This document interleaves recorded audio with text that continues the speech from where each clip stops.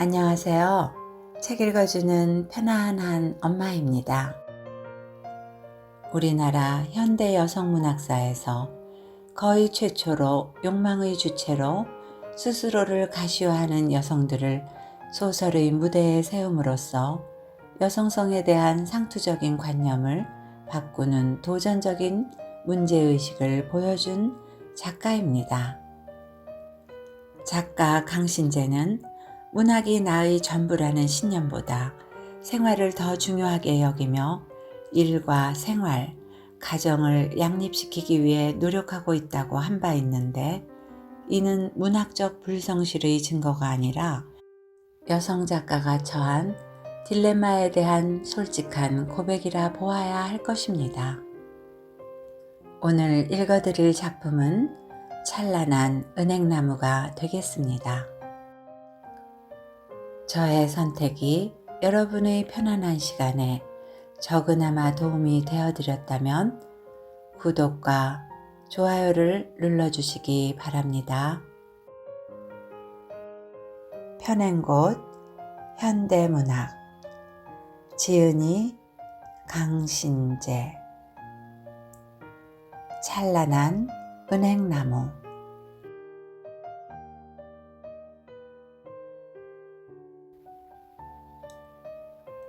녹슬고 좁다란 청동문을 밀치고 정원 안에 한 발을 들여놓자마자 나는 저 영감님이 내 말을 잘못 들었거니 하는 생각을 하였다.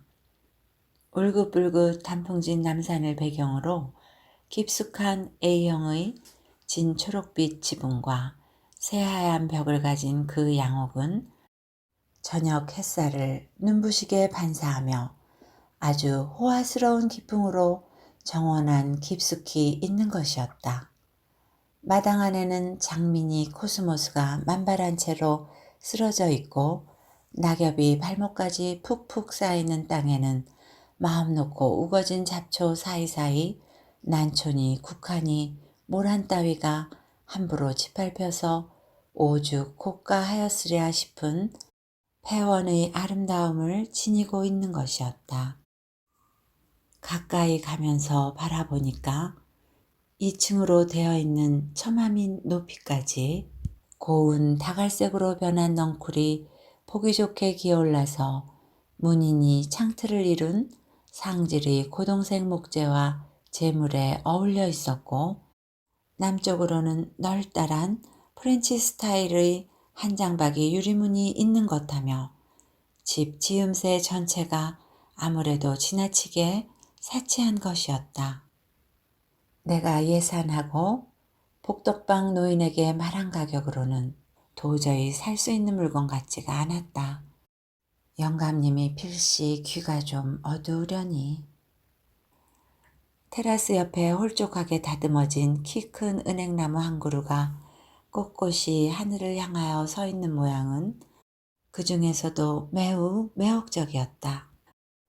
은행나무는 찬란한 황금색 잎을 달고 그 잎을 하나하나 떨며 하늘거리게 하고 있는 것이었다. 이 집을 얼마에 내놓았다고요? 나는 아쉬운 마음이 들어 그렇게 앞을 가는 노인에게 물었다. 복덕방 영감은 걸음을 멈추더니 구부러진 등을 힘들여 돌리면서 우선 보기나 합쇼. 참 좋습니다. 이런 집 쉽지 않습죠. 하였다. 하는 수 없이 그냥 따라 걸어갔다. 마당을 반 돌아 내가 들어온 청동문과는 반대편에 있는 현관 앞에 서자 영감님은 조끼주머니를 뒤져 열쇠를 꺼내더니 오래 걸려서 덜컥거리면서 문을 열었다. 이처럼 깡그리 비어있는 집을 복덕방이 관리를 하고 있는 것도 흔치 않은 일이었다. 현관 바로 안은 너덕한이나 되어 보이는 홀이었다. 프렌치 스타일의 유리문 너머로 경사지며 내려간 정원의 일부와 널따란 하늘이 현관에 선 채 마주 보였다. 바른편 옆으로 2층에 올라가는 계단이 있는데 거기에 핏빛처럼 붉은 양탄자가 깔려 있는 것은 그것이 죽은 듯이 고요한 빈집 속의 일이라 깜짝 놀라도록 눈을 자극했으나 그 밖에는 아무 도구도 남겨져 있지 않고 역시 빈집다운 먼지 냄새와 휑한 공기가 지배하고 있을 따름이었다. 어째서랄 것도 없이 발소리를 죽이면서 쭉하니 둘러보았다. 계단 뒤쪽으로 서재처럼 꾸몄던 듯한 방이 하나, 왼쪽으로 방이 두억과 부엌, 욕장 등이 있는데 모두가 기품 좋고 쓸모있게 설계되어 있는 것이었다. 빈지는 얼마나 오래되는가요? 복덕방 영감님은 노인답게 핏발이 선 눈으로 퍼뜩 나를 보더니 뭐라는지 말끝이 흐린 대답을 하였다. 기왕 보는 김이라 하고 물사정이 어떤가 하였더니 아 그런 염려랑은 하지도 맙쇼 하며 노인은 펄펄 뛰듯 복덕방 특유의 집 자랑을 늘어놓는 것이었다. 이렇게 살기 좋게 꾸며놓은 집이 어디 또 있습니까? 이 집이 3천만 원이라니 어이 앞말 말고 사시고 봅쇼. 기를 올리며 고함을 친다. 3천만 원이라면 내 예상과도 과히 어긋나지 않는 가격이었다. 이 집이 그렇게 쌀 수 있을까? 바로 믿어지지가 않았다. 그 점을 한 번 더 따져보고 나서 그러면 뭔가 아주 복잡한 나중에는 집도 무엇도 귀찮아질이 많지 골치 아픈 수속이니 문제 같은 것이 있는 게 아닌가 생각하였다. 영감님은 그렇지도 않다는 것이었다. 나는 그래도 미심쩍었으나 어쨌든 2층을 보여달라 하였다. 사실 의향이 있어 그러십니까? 아니면 괜하니 백갓 양반이 보셔야 하느니 뭐니 허시고 말 걸 그럽니까? 복덕방 노인은 벼랑간 성비를 부르면서 투덜대기를 시작하였다. 나는 잠자코 그 얼굴을 바라보았다. 그러니까 노인은 이리 오십시오. 보나마나 훌륭합죠. 그렇게 재물의 앞장을 서면서 보시고 맘에 계시걸랑 이 길로 계약을 치르도록 하십시오. 내일 모레 하시다간 때우고 맙니다. 무엇이 마음에 마땅찮은 것인지 붉은 양탄자를 밟고 조심조심 올라가면서도 연방 중얼대는 것이었다. 한쪽 팔은 앞으로 뻗고 엉거주춤 허리를 구부린 노인의 자세는 그 즈음부터 어째 어색해지기 시작하였다. 그는 몇 번이나 뒤를 돌아보면서 발불을 조심합시오 라느니 예 걸키실라 하며 충고를 해주는 것이었으나 기실 그럴 만한 장애물이라고는 별로 없는 것이었다. 2층에는 방이 단 2개밖에 없었다. 동쪽과 서쪽으로 잇따라 거름하게 2 방이 있는데 여기만은 다다미가 깔렸고 칸막이 미닫이는 문턱만 남기고는 때 치워져서 툭 트인 채로였다. 구석진 쪽 다다미 한 장은 이가 빠진 것처럼 비어있는데 다다미가 비교적 새 것인데 비하여 전체가 어째선지 허스룩하고 거무죽하게 느껴지는 것이었다. 한편 벽에는 가운데 금이 가고 전면에 얼룩이 있는 거울이 하나 걸려 있었다. 테두리에 아무 장식도 없는 원체는 아마 고급품이었던 듯한 이 물건이 그러나 방의 인상을 더 상쾌하고 있는 것도 사실이었다. 아무려나 이 2 방은 집의 다른 부분에 비하여 조금도 아름다워 보이지가 않았다.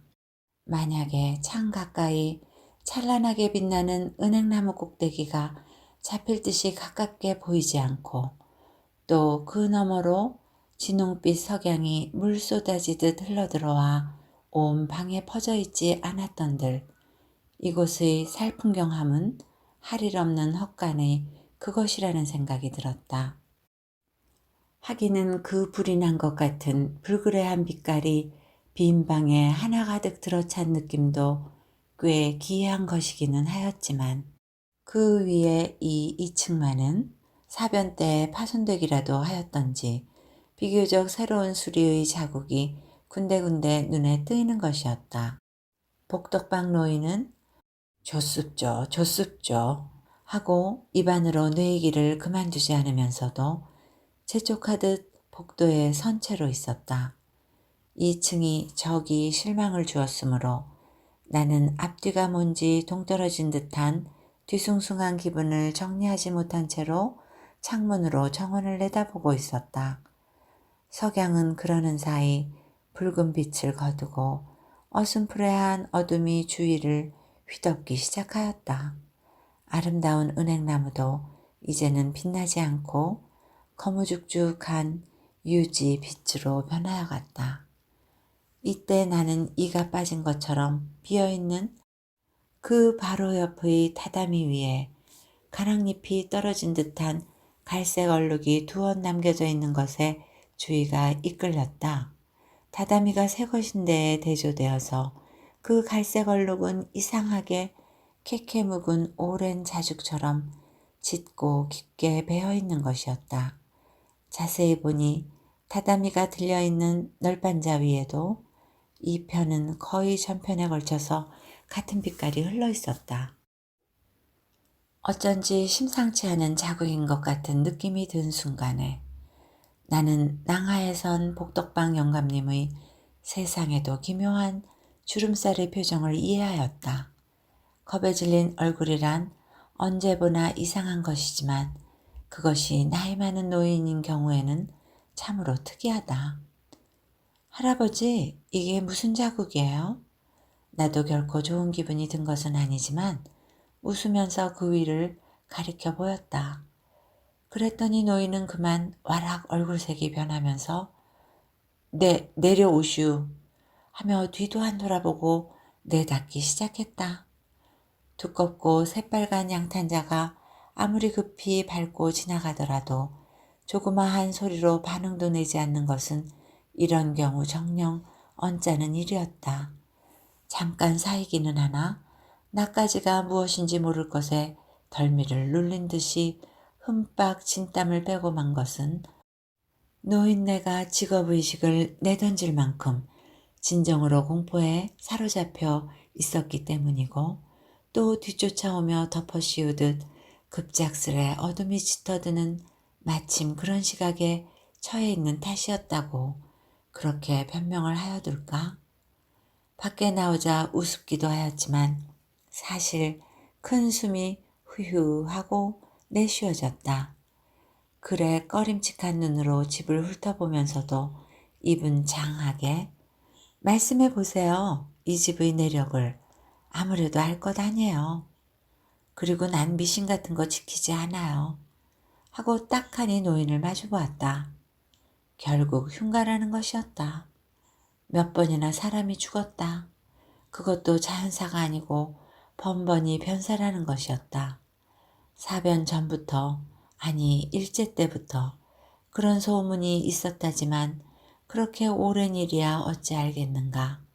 다만 동란전에는 한 명 살인을 당하였다. 강도가 들어 대학생 아들이 죽은 것이니 그저 제 얘기였다고도 하겠지만 사변 후에 집을 수리하고 든 새 주인이 또 죽어버렸다. 약을 먹고 자살한 것인데 그때에는 괴상한 소문이 많았다. 그러고는 유전번 주인인데 주인이 죽은 것이 아니라 주인이 누굴 죽여야 할 입장에 서게 된 것이다. 곱살하게 생긴 작은 마누라라고들 하였다.를 데리고 이사 온 지 얼마 되지도 않은 년에 그런 일이 생겼기 때문에 자상한 내용은 알 수 없으나 원인은 그 첩이라는 소문이었고 이 집은 그래 그 곱살하게 생긴 여인이 헐값으로라도 팔아달라고 내놓은 것이라 하는 것이었다. 대략 이상과 같은 이야기를 복덕방 영감님은 지혜껏 견제를 가해가며 버스길로 내려오는 도중에 피력한 것인데 그것도 내가 집 흥정은 흥정이고 오늘 이리저리 안내해준 사례는 충분히 내마고 말하였기 때문이었다. 영감은 끝으로 말이야 바로 시체 양반들이 어디 그런 것 무서워한답디까. 우리 같은 옛날 늙은이도 미신 안 가리는데 하고 시위를 하였다.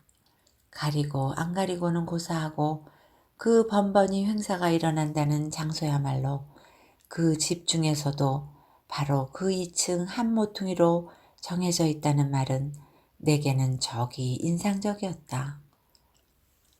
법조계의 신진인 N씨가 오래간만에 집에 놀러 온 것은 바닷속같이 짙푸른 가을 하늘이 점점 더 드높이 맑아가기만 하는 어느 날 오후였다. N씨는 나이 젊은 탓도 있어 토론을 좋아하고 시작을 하면 끝없이 열중하는 버릇이 있었으나 치밀한 머리와 연구적인 마음을 가지고 있었기 때문에 언제나 환영을 받는 친지의 한 사람이었다. 이야기 끝에 그 집 말이 나오니까 그는 아, 그 산뜻한 파랑지붕집 말이지요. 남산 중턱에 있는 하고 뜻밖에도 잘 알고 있다는 얼굴을 지었다.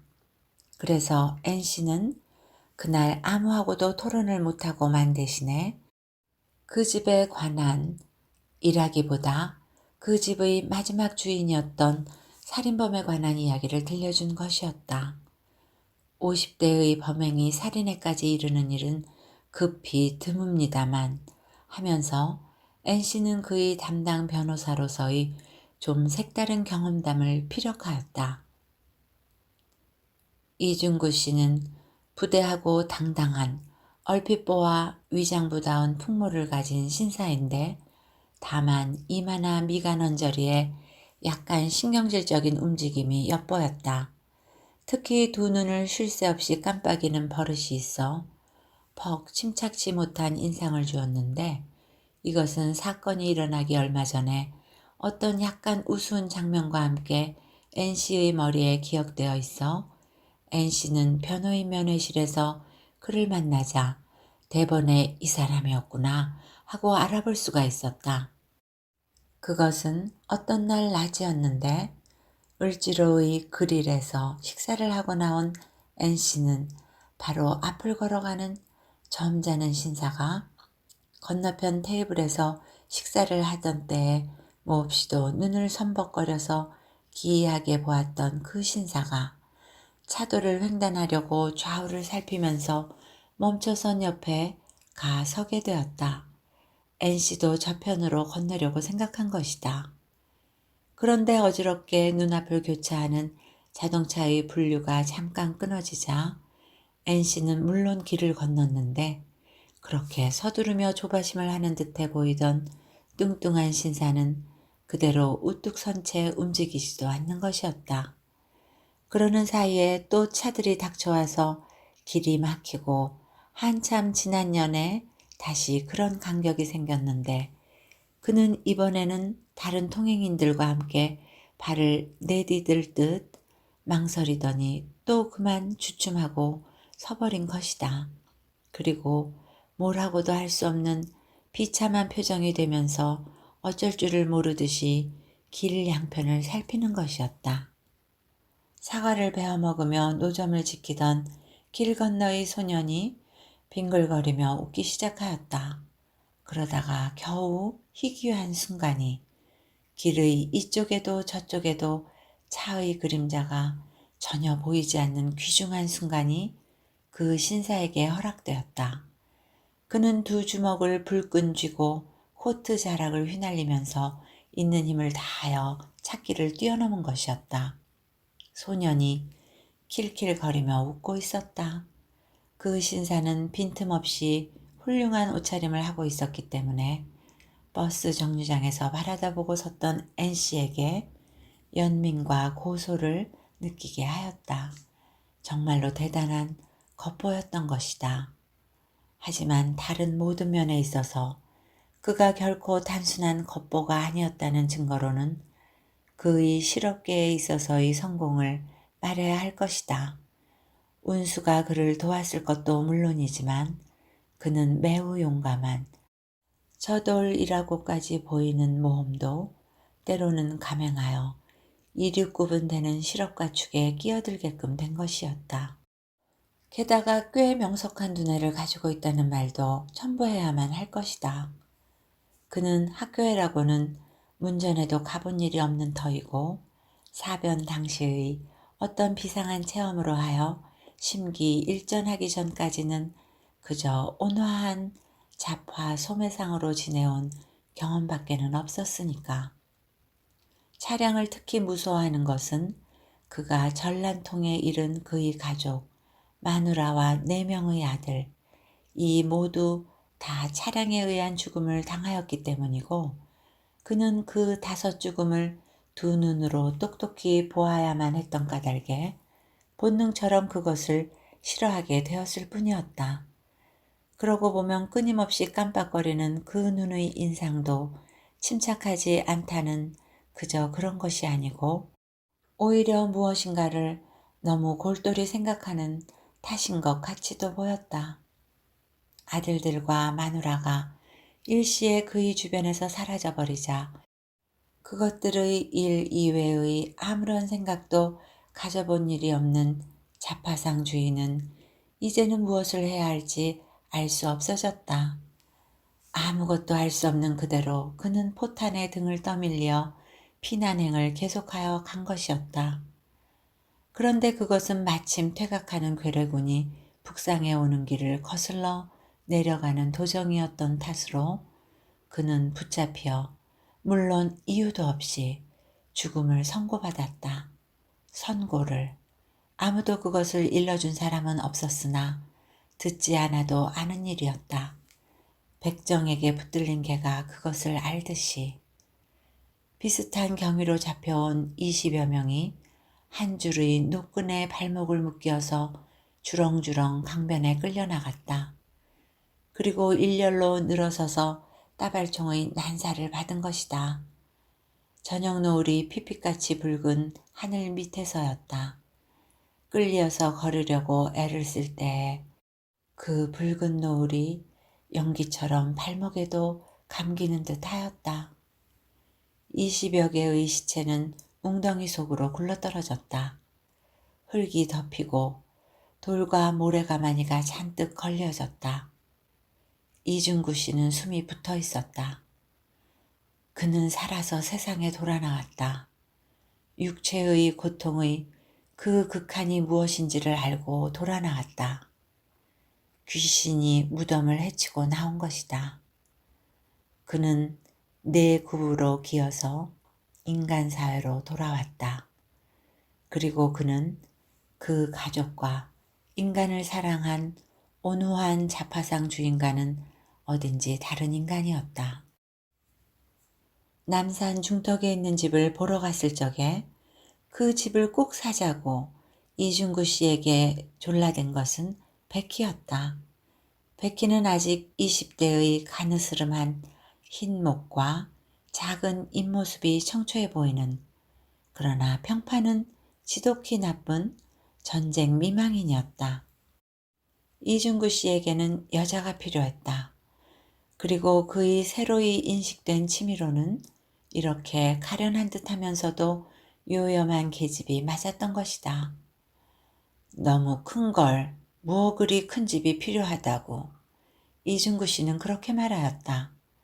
그는 쭉 호텔방에 방을 정하고 지내왔지만 별로 불편을 느끼지 않았다.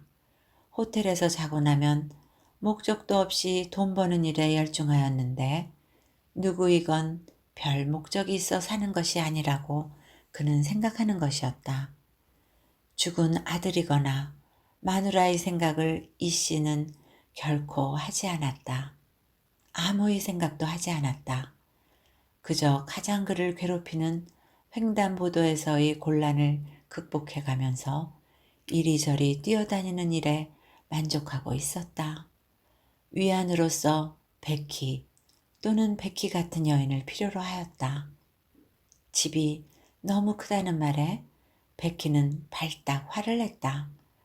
며칠을 두고 이 씨를 골리고 싫어하게 굴었다. 온 서울바닥의 집을 다 준데도 싫고 꼭 그 집을 사야만 한다고 트집을 부렸다.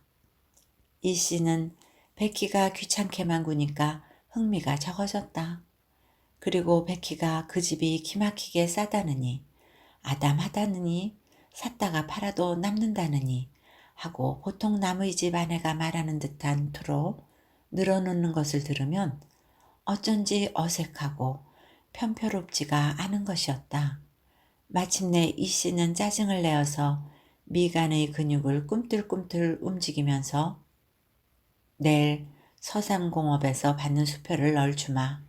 못에 쓰든 맘대로지만 집은 사몰해.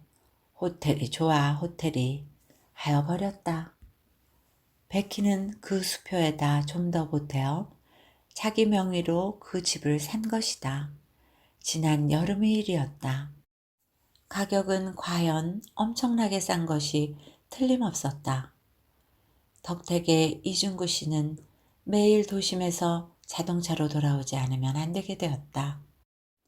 그는 서울역 앞을 지나 동자동 국방부 앞 이렇게 번잡한 거리를 아슬아슬하게 달리는 동안 내내 두 눈을 꾹 감고 시트에 기대 앉아 속으로 베키를 미워하면서 오는 것이었다. 심야가 다 되는 때도 있었고 해가 아직 높아 불쑥 들어오는 수도 있었다. 차가 문 앞까지 데이지를 않았기 때문에 이 씨는 혈압을 걱정하며 한 걸음 한 걸음 심호흡과 함께 천천히 언덕을 걸어 올라오는 것이었다. 대문에다 초인종을 달아야만 한다고 서두른 것도 역시 베키였다. 정원 저편 쪽의 후문이라면 멀기도 하겠지만 대문에서야 부르면 식모방에 바로 들리는데 하고 이 씨는 대과였으나 물론 아무래도 좋은 일이었다.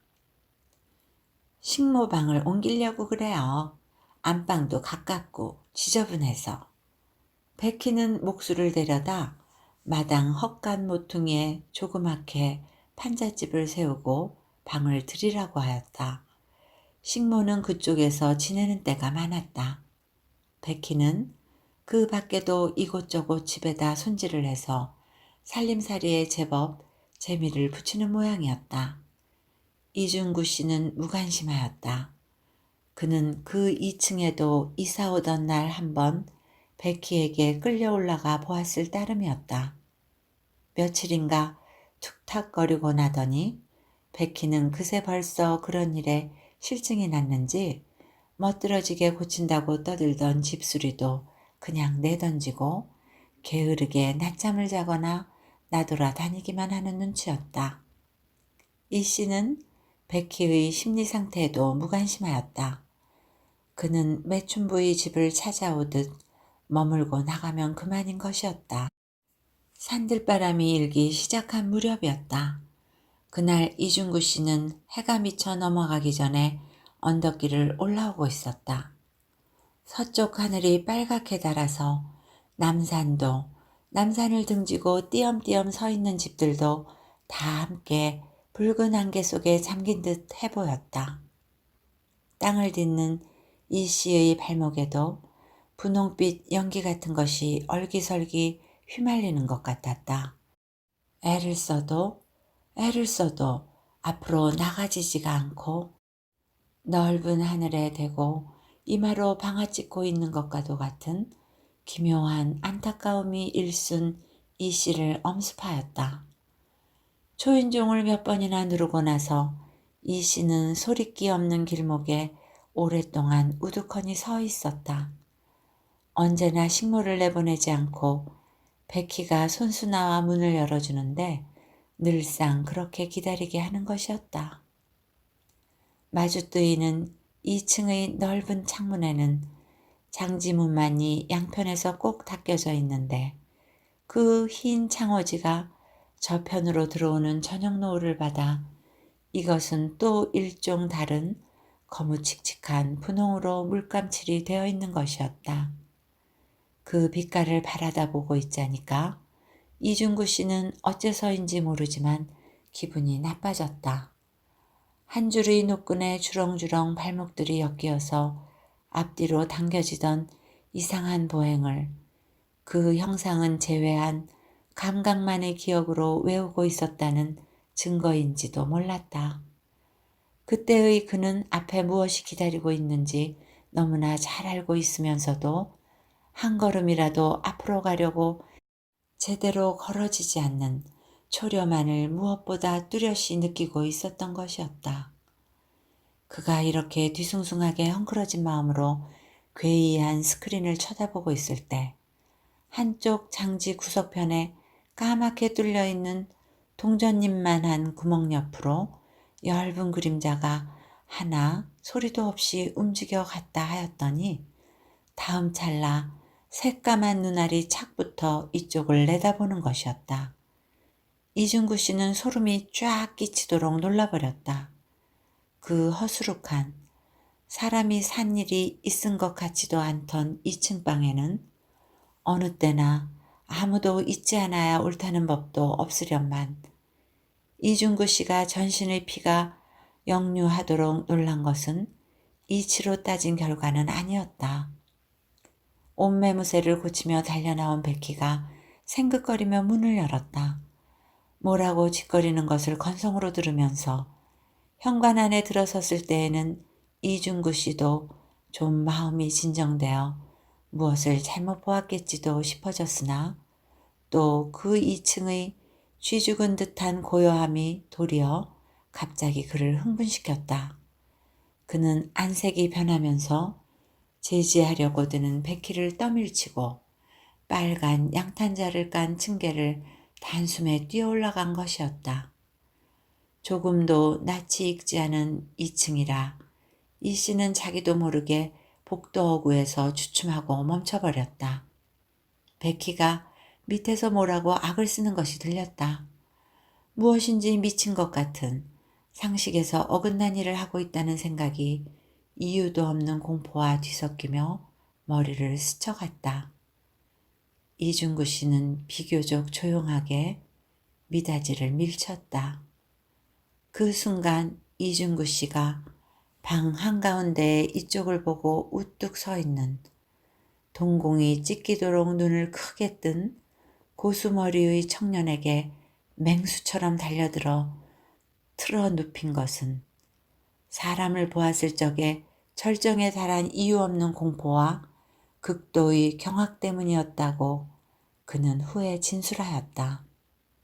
반드시 있으리라 직감한 무엇이 거기 바로 상상대로 있었기 때문에, 아니 어쩌면 아무것도 없다고 부정한 것이 천만 뜻밖에 있었기 때문에 하고, 이중구 씨는 그간의 설명은 잘하지 못하는 것이나 여하간 그런 경우에 몹시 놀랄 수 있다는 사실은 일반적으로 인정할 수 있을 것이다. 젊은이는 저항하였으나 풋병아리처럼 약한 힘이었다. 노을이 거치고 먹물 같은 구름이 하늘가를 금긋는 즈음에는 2층 한모퉁이는 젊은이의 흘린 피로 흥건히 젖어가고 있었다. 하지만 조서에도 있듯이 말이지요. 그 방에는 노란 헝겊을 씌운 커다란 새털베개니 수건 같은 것도 있었다지 않습니까? 당신이 청년을 보았을 때 동시에 그런 방 안의 모양도 눈에 들어왔을 테니까 무엇을 직감하고 왈칵 격분하였다고 그렇게도 우리는 짐작할 수 있는데요. 앤씨는 그 미결수와 대해 앉았을 때 우선 그런 말을 물어보았다. 그런 건 나중에 보았지요. 아니 보았을 거라고들 하시니 본 것 같은 생각도 든다는 정도지요. 미결감에 수용된 이중구 씨는 쇠진해 있었으나 침착하였다. 그렇지만 평소의 여자의 소행을 보더라도 의심할 여지는 얼마든지 있지 않았겠습니까? 말하자면 초인종을 누른 후에 언제나 오래 기다리게 한 일이라든가 식물을 멀리 있게 하는 일이든가, 같은 취지의 말을 N씨가 아무리 역설을 하더라도 우울한 듯이 입을 다물거나 부정하거나 하여 신통스레 굴지 않기 때문에 베키가 내세우는 대로 그 청년은 단순한 지인이고 공과대학의 학생이니까 전깃줄을 보기 위해 2층에 올라갔던 것에 불과하며, 베개는 언젠가 자기가 낮잠을 자느라고 올려간 것이라는 주장이 그냥 통하는 도리밖에 없는 것이었다. 그 여자에게 죄가 있건 없건 별 관심은 갖지 않으나 원체가 자기와는 아무 관계도 없는 여자라고 이 씨는 주장하는 것이었다. 그 여자가 누구와 무슨 짓을 했건 자기의 아랑곳이 아니었다는 것이다. 또 자신의 신상에 관해서도 딱히 어떻게 되었으면 좋겠다는 생각은 없다 하였다. N씨는 그럼 죽은 자에 대한 양심의 문제냐고 물었더니 그렇지도 않다고 하였다. 물론 신앙을 갖고 있지는 않았다. N씨는 관선 변호인이기도 하였고 피고의 태도가 이런즉 더 어떻게 해야 할 것도 없었으나 역시 변호사인지라 어떻게 해서든지 이중구 씨를 극형에서만은 보호하고 싶어서, 그리고 백희의 밀통사실은 제3자의 눈에는 거의 명백하였으므로 이모저모로 이중구 씨를 움직여 보려고 애를 썼다. 이 씨가 무엇을 생각하고 있는지는 끝내 알 수가 없었다. N씨는 법률 문제를 떠나서 이야기를 해보았다. 사람은 살아야 하는 것이다. 왜 사는지 모른다 할지라도 사는 것 그 자체를 목적으로 하고 사는 것이다. 죽음에 대해서는 우리는 삶에 대하여보다도 더욱 모르고 있지 않은가. 이중구 씨는 역시 아무 대꾸도 하지 않았다. 언젠가 단 한 번 그는 그에게서 보기 힘든 인간미에 넘치는 표정과 말소리로 이렇게 말한 일이 있을 뿐이었다. 난 단지 혼자 살아온 인간입니다. 혼자, 단 혼자. 별별 케이스를 다 대하게 됩니다만 인간성의 또 하나 낯선 면에 부딪혔다는 느낌이 들더군요. N씨는 담배를 집어들며 대충 이야기를 맺었다. 그 사람도 아마 땅속에 생매장을 당한 몇 시간인가 며칠인가 사이에 철저히 깨달은 건지 모를 일입니다만 절대적인 고독감, 인제 뭐 고독이란 말 따위로는 표현할 수도 없는 개개의 원자핵적인 분리의 결과로 인간은 차차 타인이 곁에 있다는 의식조차 상실해가고 있는 것 아닐까요? 아무하고도 관계없는 자기 혼자 만들고 혼자 부수는 세계, 그것밖에는 보려 하지도 않는. 적어도 그 남자는 그 백희라는 여인에 대해서는 최후까지 지나치게 무관하더군요. 최근 집행이 되었습니다만. 어느덧 해가 기울어서 방금 이야기에도 나올 듯한 가을의 낙조가 작은 탁자 위의 과일 접시며 찻잔들을 물들였다. 마루 끝에는 잿가루를 뿌린 듯한 그늘이 기어들기 시작하였다. 흉가를 사고 가나? 현대의 철학과 미신과 이것은 어쨌든 다시 없는 진기한 배합이 아닐 수 없었다. 진기한, 그러나 우울한. 처절하다거나 형용을 할 아름다운 낙조를 바라보면서 그 빛과 그늘 속에 아담한 건물을 그려보았다. 특히 찬란한 잎을 단 은행나무를. 이야기는 여기까지입니다. 우리는 강신재의 소설을 통해 거의 최초로 관능적인 여자, 이타성이나 헌신과는 거리가 먼 사악하기만 한 여성, 그래서 혐오스럽지만 다른 한편으로는 연민의 감정마저 불러일으키는 단일하거나 투명하지 않은 나쁜 여성상을 만나게 됩니다.